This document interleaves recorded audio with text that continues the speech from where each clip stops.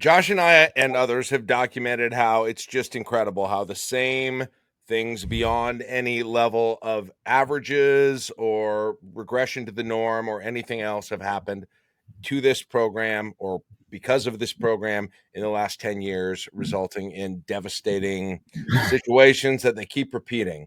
Yeah. Is there any new or unique reason coming into this year why that changes? Or, I mean, and it could just change because the law of averages, it feels like has to work out at some point.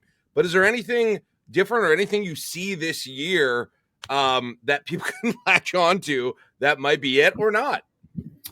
They have the best offensive coordinator they've had in a very, very long time. I will say that. Dana Holgorsen's not perfect, but again, the way that he looks at the game is probably the way it needs to be looked at. I think Marcus Satterfield knows a lot about football and knows how to call plays, but he was calling plays. I think Holgorsen has more of a systemic approach, and I think it'll be helpful. I think Mike Eckler is an acquired taste, I think, in some ways in terms of his personality, but he is really good to be a special teams coach. And I don't mean that as a criticism. Like this guy will be all the way in. And I probably wouldn't mind having a conversation with Ed Foley over a couple of suds. I think he's a great guy.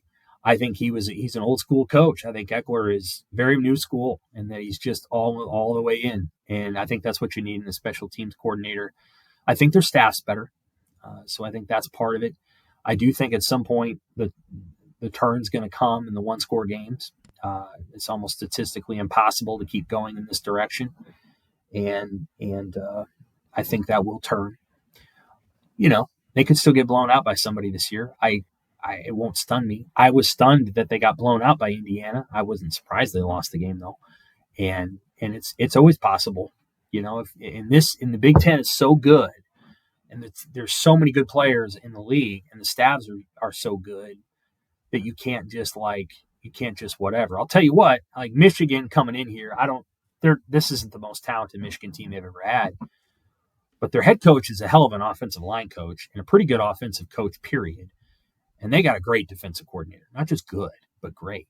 So if you don't come in with like an absolute A+ game plan against Michigan, well, that guy's going to eat you alive.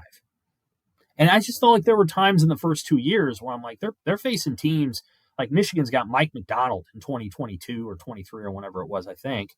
Maybe I'm wrong about that. Maybe he was already gone by then, but like they've got guys that are coaching. I'm like, dude, these guys can coach, and you have to tack. You have to have chess moves in response, and I think they've got a staff that can do that. And then Dylan's a year older, and I think I do think he'll be a year better. Speaking of Dylan, Sam, I wanted to ask you about him because I think we got kind of three distinct versions of him. We had the September version. You know, I was in the building against Illinois when he's layering those throws, and it's like, whoa, we haven't seen this in this stadium before from someone wearing red. And then there was the October version, which was most definitely the worst version, which did bleed into November against UCLA. And then there was the one after that where completion percentage rose, touchdown interception ratio, I believe, was pretty even.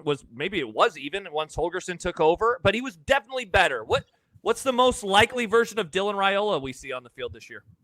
The third one, because I think that's the offense you're going to see him in. It's going to be the one that gets the ball out of his hands. And I think he's a rhythm guy, so you got to get Dylan in a rhythm early. I think you got to get most quarterbacks in a rhythm early. You know, most of them aren't Joe Flacco, who can just rip off a 71-yard pass in the third quarter. So you got to get him going early, and so you got to get quick throws, get the ball out of his hands, get him not thinking, just doing. And once you get a guy doing, then it's almost like he's reacting a little bit better as the game goes on. And so I think Dylan had too many situations where he's starting games and he's complex routes or it's a very specific play. It will be this throw to Jalen Lloyd, and you have to hit it here, between here and here.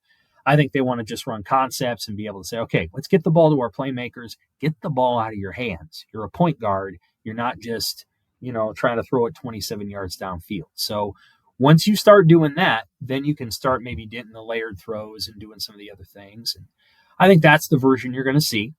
The question becomes touchdowns.